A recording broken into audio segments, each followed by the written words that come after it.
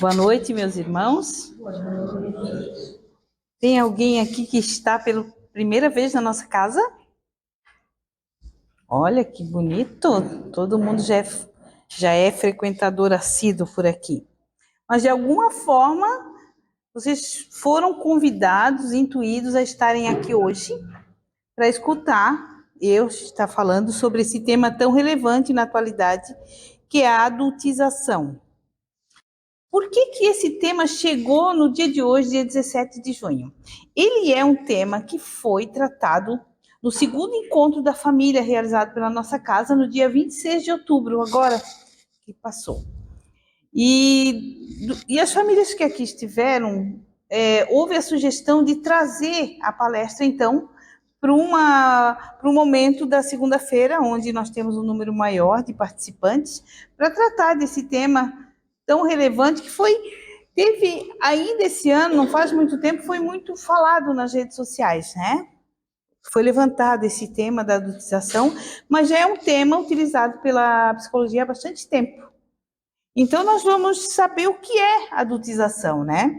E para a gente tratar a adultização, a gente precisa ir lá no nosso livro dos Espíritos, lá da questão 379, deixa eu passar aqui.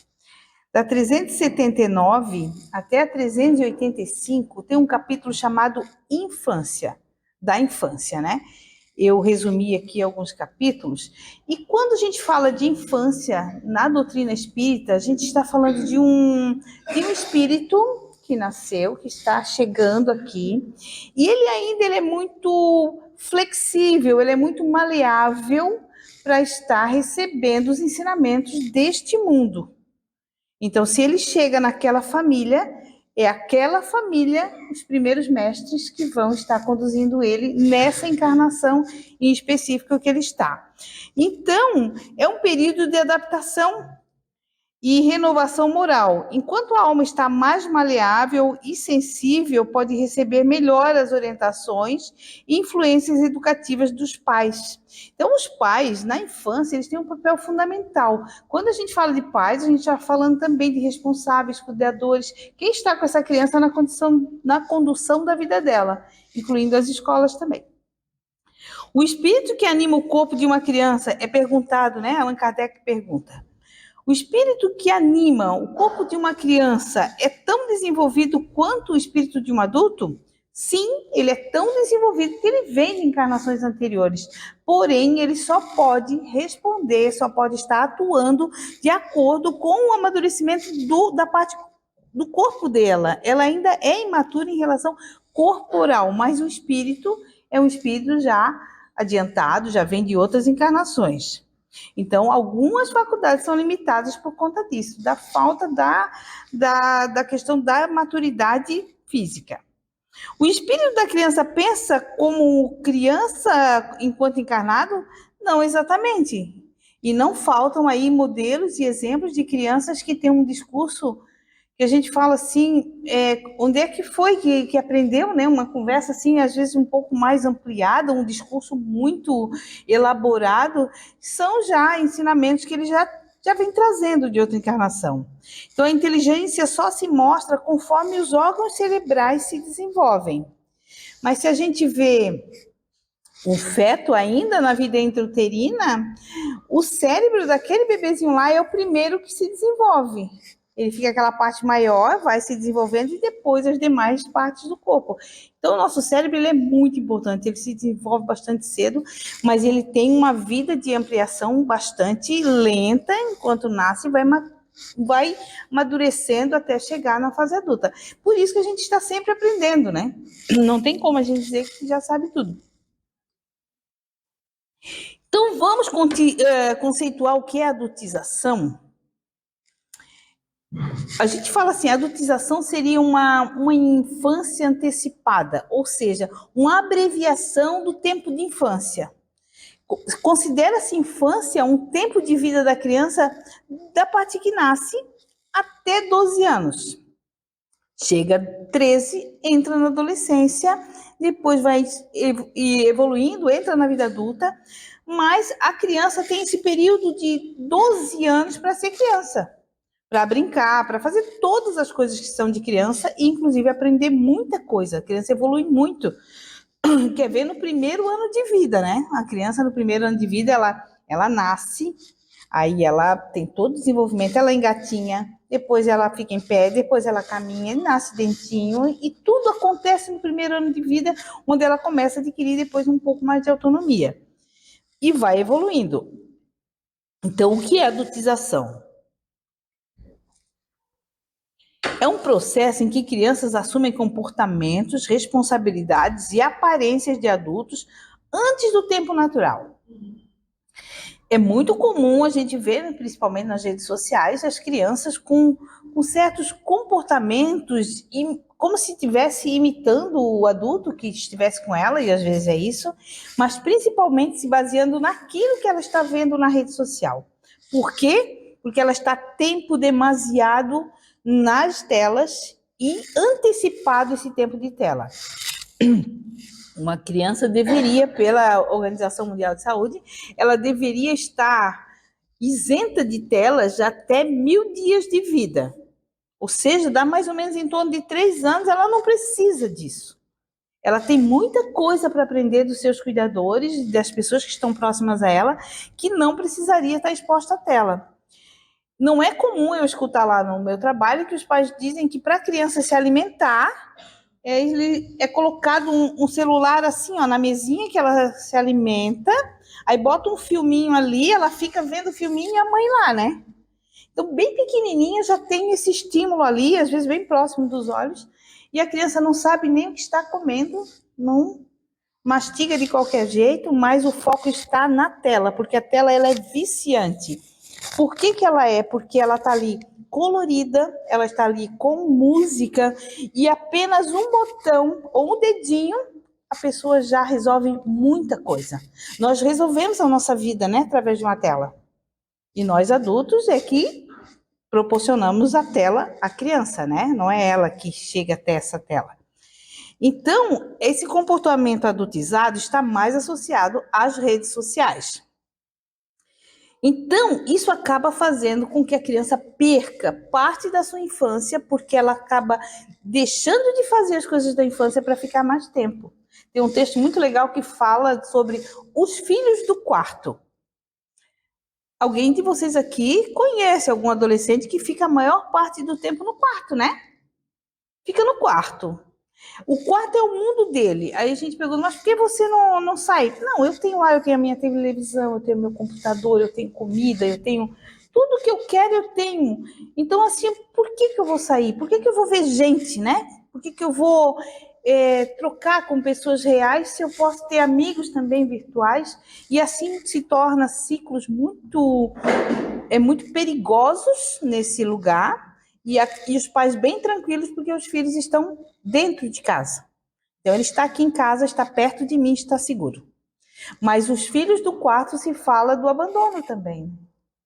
Tem um abandono aí quando esse filho fica o dia inteiro e às vezes até leva a alimentação para lá, que a gente sabe, né? Então, o que se perde na infância? A infância é o período de brincar, de imaginar, de descobrir, né? Descobrir as coisas novas. Aí, isso tudo é substituído pela pressa, pelo consumo, competição e aparência. O consumo é um dos mais perigosos que tem. A criança, não sei se vocês conhecem alguma criança, mas tem criança aí fazendo a lista do Natal. Tem criança pequenininha que não acredita mais no Papai Noel. Já sabe que é o pai ou a mãe, então, se o pai ou a mãe tem uma condição melhor, ele faz uma lista. E eu quero. Teve uma criança que eu atendi que ela pediu um bebê reborn para os pais. Os pais lá se viraram, conseguiram comprar. Mas até juntar o dinheiro, deu bem próximo do Natal, e ela pediu um bebê reborn com os olhos verdes. Ainda tinha esse detalhe, tinha que ter os olhos verdes. Perto do Natal, corre daqui, corre de lá, não conseguiram com o olho verde, veio com o olho castanho. A criança pegou o bebê reborn e jogou longe. Não quis.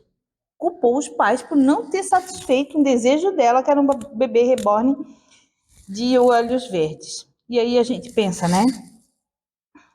Todo o esforço daqueles pais E juntar o dinheiro, porque um bebê desse não é barato, gente. Né? Tem de todo tipo, até faz sob encomenda. Eu não sabia, soube disso há pouco tempo. Já pensou fazer um bebê sob encomenda? Você diz exatamente como é que você quer? Daqui a pouco estão fazendo com os nossos bebês também, eu acho, né?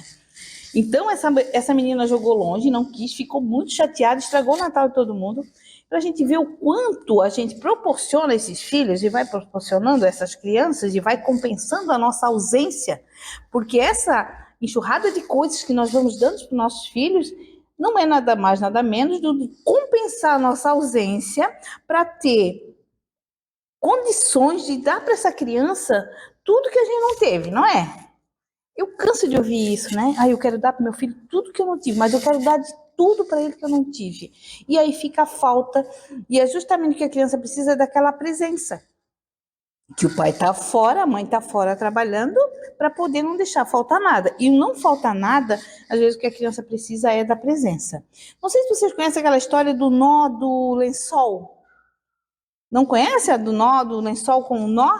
Que tinha um pai que trabalhava muito, porque tem formas da gente estar presente na vida dos nossos filhos, né?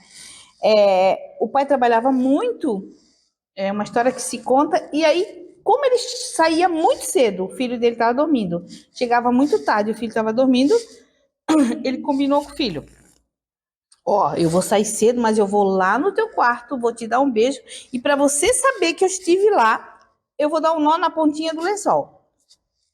Ok, a criança acordava, o pai teve aqui, né? O pai veio aqui, me deu um beijo, eu estava dormindo, mas ele teve aqui. Ele foi trabalhar. Aí, na hora que ele chegava, a criança já estava dormindo. Ele ia lá, dava um beijo na criança e fazia outro nó na ponta do lençol. Aquela pontinha que fica assim, bem perto da cabeceira. E aí, essa criança se tornou uma pessoa de bem, porque ela teve a presença. Porque uma coisa é você estar presente na vida dos seus filhos, outra coisa é a qualidade dessa presença. Essa presença pode não estar de qualidade. Às vezes está todo mundo em casa, mas está cada um no seu quarto e ninguém fala com ninguém, né? Não precisa, né? E é capaz de falar pelo celular, né? Manda mensagem. Eu mando mensagem pro meu filho que mora atrás. Eu mando, eu digo, vem aqui já. E ele vem. Demora um pouco. Eles demoram, né? Um pouquinho. Mas a gente faz isso. E às vezes a gente pensa, meu Deus, por que eu não fui lá, né? Mas é que não dava tempo, o tempo está cada vez mais restrito. A gente está hoje no dia 17 de dezembro, gente. Foi ontem que eu estava comprando presente para os afilhados, agora já está tudo aí. Já está 17 de novembro. Então, essa parte de consumo ficou muito mais exorbitante, assim, muito mais forte com o evento da internet, né? E com as compras online muito estimulada na pandemia. Né? Ninguém pôde sair, as compras online foram muito estimuladas também. Tem essa questão, mas nem tanto. E tem a competição e a aparência. A criança hoje está com uma vaidade um pouco exagerada, antes do tempo. A gente vai em escolas e já vê meninas muito maquiadas, né? Meninos com os cortes assim, pinturas em cabelo de criança pequena, um cabelinho lindo daquele já está azul, vermelho, amarelo, com mechas e tudo. Então, tudo com autorização do adulto, né? A criança não foi sozinha lá no salão. Então, quando a gente fala de direitos, a criança tem os direitos dela e estão amparadas pelo Estatuto da Criança e do Adolescente, que diz que a criança tem direito à saúde, à vida, à liberdade, ao respeito de ser criança e à dignidade, à educação. Toda criança agora já é lei a partir dos 4 anos. Né, Chile? A partir dos 4 anos a criança tem que estar na escola. Convivência familiar e comunitária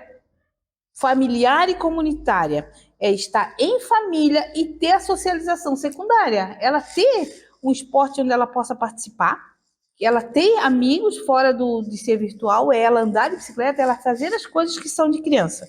E a proteção, a criança precisa estar protegida mesmo, né? Contra todo tipo de negligência, a exploração, a violência, a crueldade, a opressão e ao trabalho infantil.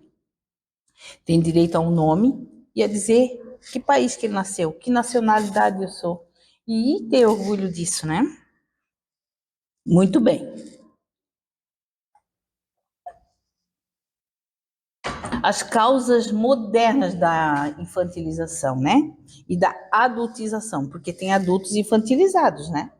Nós estamos aqui hoje falando de crianças adultizadas, Mas dá uma bela de uma história, uma bela de uma doutrinária a gente falar do adulto que não se deu conta, né, que está adulto. Se tornou adulto e ainda tem alguns comportamentos infantis. Então, as causas modernas, principalmente, são as redes sociais, a mídia, a pressão familiar. Quantas crianças que estão aí na mídia, famosas, e tem uma pressão familiar por trás, porque tudo isso gera uma renda financeira bastante importante. Aquela menina, Larissa Manoela, teve que romper com os pais, né? Porque tudo que ela faturava era era utilizado assim, era administrado pelos pais, né? Por ela ser de menor na época. Então tem ausência de limites também. Essa parte, essas causas modernas são a ausência de limite. Fica muito difícil algumas famílias deixarem claro: eu sou o pai, eu sou a mãe e você é o filho. E isso às vezes mistura tudo numa família. Nós somos todos amigos. É muito bonito dizer sou melhor amigo da minha filha, melhor amigo do meu filho, né? Mas quando ele precisar da mãe e do pai, onde é que ele vai pegar? Onde é que ele vai buscar? Se é tudo amiguinho, né? A gente não é amigo dos nossos filhos, nós somos pais, nós somos mães e nós somos responsáveis. Amiguinho é aquele da escola, aquele da rua, aquele da convivência secundária dele. Mas os pais precisam deixar claros o lugar de pais, de figuras de autoridade dentro da família. E aí essa falta de limite, ou seja, eu posso tudo, acontece o amadurecimento precoce. Essa criança pode amadurecer precocemente, ela tem acesso a coisas que não são da idade. Por exemplo, piercing, unhas de gel em meninas de 10 anos. Eu já vi crianças de 10 anos com unha de gel autorizadas pelas famílias, né? A cor do cabelo, alguns piercing. Tatuagem ainda não é feita, porque daí é processado o profissional que fez, né? Eles têm medo de fazer, mas tem muitas crianças que as mães autorizariam, né? Atividade física em excesso, né? Para ter uma forma física diferente, mais forte, e não é do mundo do infantil isso. Qual é o impacto emocional disso tudo na vida das nossas crianças? Ansiedade, né? Nosso país é um dos países mais ansiosos do mundo e a ansiedade está cada vez chegando mais na infância. Como é que a gente percebe uma ansiedade na infância? A unha já vem ruidinha lá no toquinho, né? E quando não rói também a unha do pé, né? Quando chega na unha do pé, precisa mesmo ser de uma intervenção já mais assertiva, com um profissional mesmo, talvez e entrar com uma medicação, alguma coisa mais segura. A falta de espontaneidade, né? A criança não é mais espontânea porque parece que ela faz uma representação. A criança parece estar sempre representando personagens e essa falta de espontaneidade, a criança deixa de ser criança. Porque como vocês veem aqui, ó, olha aqui. Essa criança é uma criança com esse salto alto, esse vestido, esse sobretudo, né? Olha essa roupinha dessa menina. Né? Olha o que aparece aqui, a perninha dela, né? A expressão, o óculos, a bolsa, a roupa preta, né? Tanta cor bonita para se colocar numa criança, tá ali toda sensualizada. E isso tira um bom pedaço da infância, ainda esse vestidinho que ela tá tem as costas, né? As costas ainda estão aparecendo. E aqui aparecem crianças pequenas, meninas, ó, um sapato de salto. E já tem sapatinho de salto para bebê. Já tem. E tem, por que que tem? Porque é vendido e porque é comprado. Por isso que tem. Então a gente tira da criança, como é que uma criança dessa vai jogar bola com um sapatinho desse? Como é que ela vai cair na lama? Como é que ela vai jogar longe e se sujar? Uma criança com essa não se suja, né? Não toma banho de chuva, não faz as coisas da infância.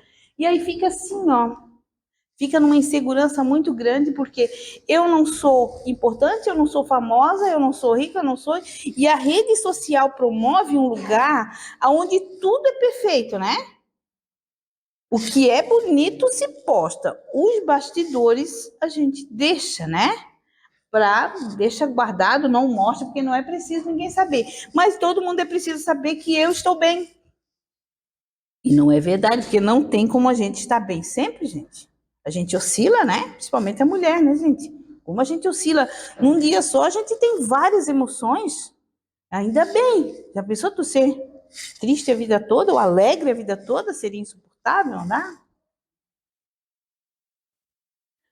Trazendo para a doutrina espírita, a infância é um período tão bom, tão importante para a doutrina espírita, para a criança, porque ela está maleável, ela está flexível, e aí todos os ensinamentos podem entrar naquele espírito um pouco mais fácil, um pouco mais. Num período assim, numa trajetória, sendo acostumada, ela vai conseguir absorver melhor os ensinamentos. Antecipá-la interfere no aprendizado reencarnatório. Então, se a gente antecipa e ele fez um plano reencarnatório para dar conta de uma série de coisas e está sendo antecipado esse período, vai prejudicar aquele projeto. E quem ele escolheu para dar conta daquele período dele aqui vai estar fazendo, não está dando conta também. O que acontece? Vai voltar. Tem mais um período para se melhorar. Essa menina aqui, vocês acham que essa menina está feliz? É uma menina feliz? Olha a cor do batom. Rímel, brincos, colar de pérolas e um vestido de tigresa, né? Então, isso não é uma roupa de uma criança dessa idade, né? Olha o penteado, né? É uma pequena mulher, né? E aqui, essa aqui, aquela história de ir para o shopping, né? Carregada de sacolas. Isso não é uma postura de uma menina dessa idade que não tem 10 anos. Essa menina deve ter 8, por aí. Né? Todo um estilo ali. Nós temos que cuidar muito disso nos nossos filhos, né? E aí a família, o papel da família é fundamental nisso, aonde o lar é a primeira escola que a criança tem. Se a gente não der os primeiros ensinamentos, não chegar para essa criança e dizer o que é certo, o que é errado, o que você pode, o que você não pode, ela pode pensar que pode tudo, e isso não fica claro para ninguém. Há as trocas de papéis dentro de uma mesma família. Tem filhos ocupando o lugar de pais, pais ocupando o lugar de filhos, fica tudo muito incerto. Entra essa insegurança, prejudica então todo o processo evolutivo desse espírito aqui. Pais são chamados a proteger, orientar e permitir o desenvolvimento natural da criança. Então, a criança tem um desenvolvimento natural, ela precisa nascer, ela precisa se desenvolver, ela precisa ir para a escola, ela não precisa antecipar nada, porque não é do mundo da criança, da natureza da criança ser adulta. E aí eu tenho que chamar para vocês aqui esse lugar de que quem é que fornece o celular para os nossos filhos? Não é a gente? A gente faz em 10 vezes, né? A gente faz, né? Vai lá na van, né? A van faz em 10 vezes. Então a gente compra o celular para nossos filhos e dá o celular para nossos filhos. Então a gente deu porque a gente não teve, a gente deu esse celular. Só que, dando o celular para nossos filhos, é importante já fazer alguns combinados. Que tu vai ter acesso, então, ali, e o que tu puder, tem que determinar o tempo de uso, a quantidade de horas. Isso é papel dos pais, não é da escola. Ainda bem que agora tem a lei que não pode utilizar o celular na escola, porque senão seria muito mais prejudicial. Hoje as escolas ficaram muito confusas. E o que nós vamos fazer para entreter essas crianças na hora do intervalo, né? E tem respostas aí muito boas, tem muitas escolas dando muito certo. Então, os pais são os maiores exemplos para os filhos. Se não conseguimos ser, eles vão buscar outros exemplos, outros modelos, outras referências. Então, a gente precisa ser o melhor modelo de figura masculina e de feminina para os nossos filhos. Não vai faltar gente para tomar o nosso lugar se o nosso filho estiver inseguro. Então, a gente tem que ter muito claro isso, o que pode, o que não pode, vai poder usar o celular aqui, ali não. Até tal hora, pronto. Ai, mãe, não tem, deu. Esse não nosso precisa ser mais efetivo, né? Tem muito não virando sim. E como está o tempo dos pais nas redes sociais? Não é porque a gente cobra dos filhos, mas, gente, hoje a nossa vida está toda no celular, né? A gente fica um bom tempo. E o maior tempo que a gente utiliza é rodando vídeos ali, né? Do TikTok, do Instagram. Por que que a gente faz isso? Aí eu fui buscar, né? Um livro aqui, esse aqui, ó. A dopamina é um livro muito bom que fala da molécula do desejo. Dopamina é um neurotransmissor responsável pelo bem-estar, pelo desejo, pela satisfação. E o que que acontece com aqueles vídeos? Ele é infinito. E se o que a gente está vendo não está muito legal, a gente passa e vai ter outro, e vai ter outro. E o vídeo, aqueles vídeos não acabam nunca. Quando você vê, tá 40 minutos, 1 hora e meia. Quando você vê, nessa hora, podia ter feito atividade física, lavado a louça, né? Feito uma comida boa para o filho que gosta. Não, tá lá. E assim, ó, com a ponta do dedo, gente. Com a ponta do dedo a gente tem o mundo nas nossas mãos. E a criança também tem, e ela tem acesso a tudo lá. Quando tem muitos pais que chegam para a gente e dizem: eu não sabia que meu filho estava fazendo isso, que meu filho estava conversando com tal pessoa, às vezes criança pequena conversando com adultos em determinados jogos eletrônicos que estão aí. E aí tem os adultos que se fazem de criança para conversar com as crianças. E ter outro tipo de acesso a alguma coisa, como uma foto, né? Algum nudes, como eu disse. Eu sempre digo, não manda nudes, não mandem. Mandem a caixinha de remédios, adultos, né? Manda a tua farmacinha para a gente saber com quem a gente tá se envolvendo ali de algum jeito. Eu digo bem para as mulheres, né? Pega e não pede esse tipo e nem forneça. Como está, então, esse tempo de tela? Para cada um estar pensando, né, gente? Como é que está o nosso tempo de tela? Estamos em casa, chegamos, estamos cansados, vou descansar um pouquinho e vou pegar o celular e vou rodar um pouco aquilo. E o filho está lá no quarto, e o marido está no outro, e a janta por fazer, e a gente ali. Uma outra coisa para vocês irem pensando, já o tempo vai passando, né?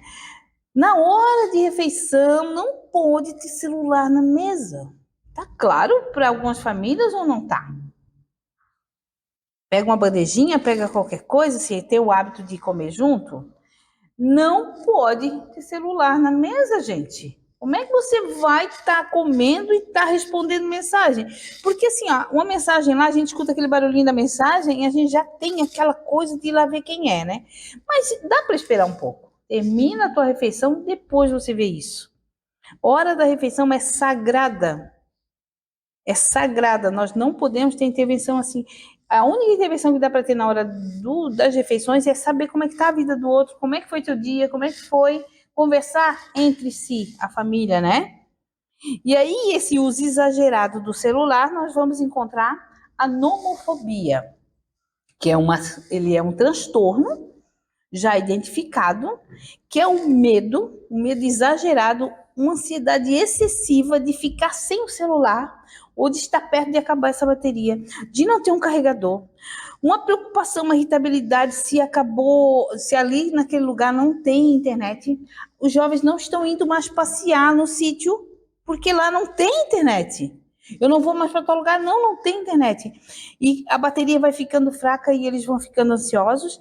E se ninguém manda mensagem, ninguém me ama. O que acontece? O quadro pode se manifestar de forma a impactar negativamente a pessoa psiquicamente e também a vida profissional e social e o sono, porque às vezes tem gente dormindo muito tarde por isso. E pode haver a internação psiquiátrica, tá?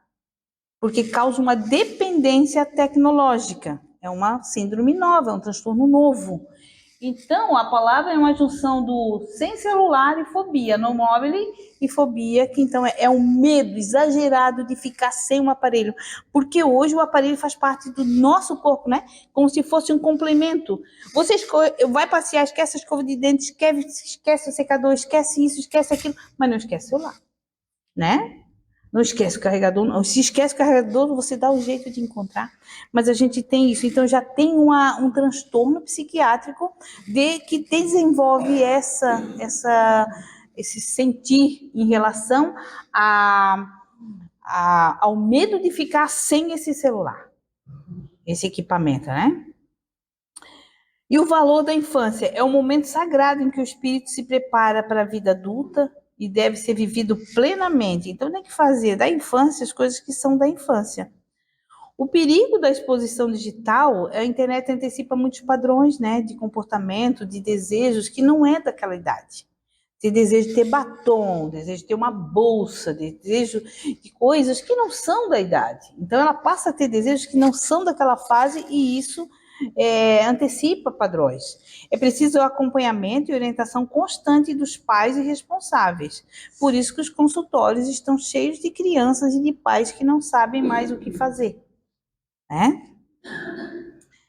A importância dos limites, porque também já tem uma síndrome nova, ou seja, a síndrome do imperador, tá? A essa autora aí, ela desenvolveu e estudou essa síndrome, que é a criança que já está mandando nos pais. Ela decide. O carro que nós vamos comprar é esse, nós vamos almoçar, então nós vamos naquele restaurante. Aí eu não vou, aí a família ninguém vai. A criança está mandando nos pais e manda mesmo. Até tem um outro livro que mostra a criança no carrinho de mão e os pais levando o carrinho de mão, segurando e ela dizendo para onde quer ir. Aquilo é muito perigoso, uma figura como aquela, da criança pequena, e os pais com esse medo de perder essa criança fazem todas as suas vontades. E não é para ser assim. Limite é muito necessário ele é uma prova de amor que a gente tem nessa criança. Porque o limite a gente precisa dar todo dia. E a gente precisa repetir com nossos filhos todo dia a mesma coisa, não é? Quem é mãe aqui sabe, né? Vai tomar banho. Já tomou banho? É todo dia, gente. Porque se a gente não faz isso, a gente abandona esse filho. E a gente não pode abandonar porque ele veio e tinha que vir para nós. Houve um projeto para essa criança estar com a gente e a gente a responsabilidade de criar ele nesse mundo. Então é preciso, né? Limite é proteção, é amor, ensina segurança, respeito e o equilíbrio emocional. A criança que recebeu bastante nãos, ela vai lidar melhor com a frustração. Porque a gente é frustrado o tempo todo, diversas vezes durante o dia, e a gente precisa saber lidar com essa frustração, com esse não, né? Porque muito não está virando sim. Como resgatar, então, essa infância? É manter o diálogo, reduzir esse excesso de tela, não estou dizendo para tirar o celular de ninguém, mas reduzir o tempo de tela, de exposição, filtrar os conteúdos, tem aplicativos que auxiliam, já vou dizer quais, incentivar a espiritualidade no lar, levar essa criança para conhecer, né? Deus, saber que tem algo maior, que tem algo precioso que cuida da gente. Então, os aplicativos que os pais podem estar utilizando é esses aqui, geralmente tem gratuito, e os pais controlam o tempo de tela e monitoram o que o seu filho está ouvindo, está vendo, está assistindo e está acompanhando. E ainda tem o histórico do que ele pesquisou durante o tempo que teve ali. Então, é muito importante, tá? Isso aí, tem pais que têm medo de usar, porque o filho vai achar ruim, né? Mas o filho não tem que achar ruim, né? É aquela história, certo ou errado, eu tô certa. Vivi mais, a gente viveu mais e sabe o que é o melhor para os nossos filhos. A missão dos pais e educadores é ajudar esse espírito a florescer, né? A evoluir. E não a competir, é ensinar o valor do amor dentro da simplicidade de ser criança. E para a gente refletir, finalmente, cada criança traz em si o recomeço da humanidade. Então, cada espírito que nasce, cada espírito que é oportunizado de nascer, ela traz uma nova esperança para todo mundo. Deixemos que ela viva o tempo que lhe pertence. Né? Ser criança é acreditar que tudo é possível. Então, quando a criança pergunta para a gente se o Papai Noel existe, você não vai dizer que não, né? Acabar com aquela fantasia, com aquele gosto pela infância. E eu peço, na verdade, eu tenho muita gratidão, é a primeira vez que eu faço uma doutrinária na segunda-feira. Geralmente eu fico pela quarta-feira, que é sobre o Evangelho, e hoje trouxemos esse tema. Mas eu fico muito grata pelos olhares, pela atenção que vocês tiveram ao tema.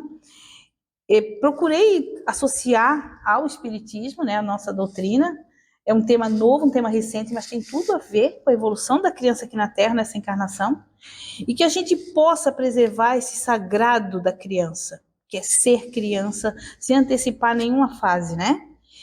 O amor é o exemplo que educa, assim, a gente amar muito essas crianças educa mais do que ficar Porque às vezes os pais falam muito, mas não falam o que é de fato para falar. Não tem esse diálogo claro, objetivo e dizer o que é certo e o que é errado. Fica tudo muito maleável, tudo muito assim. Então, um grande abraço a todos que chegaram até aqui. De alguma forma vieram escutar esse tema, tinham que escutar, nem que seja para cada um de vocês ou para a família, para alguém que está perto. Mas então, não, levem para casa que uma criança pequena não pode ter acesso à tela nos primeiros 1000 dias, tá?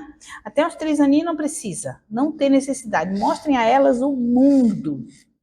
Numerem as coisas. As crianças precisam estar falando mais de 250 palavras a 300 com 2 aninhos.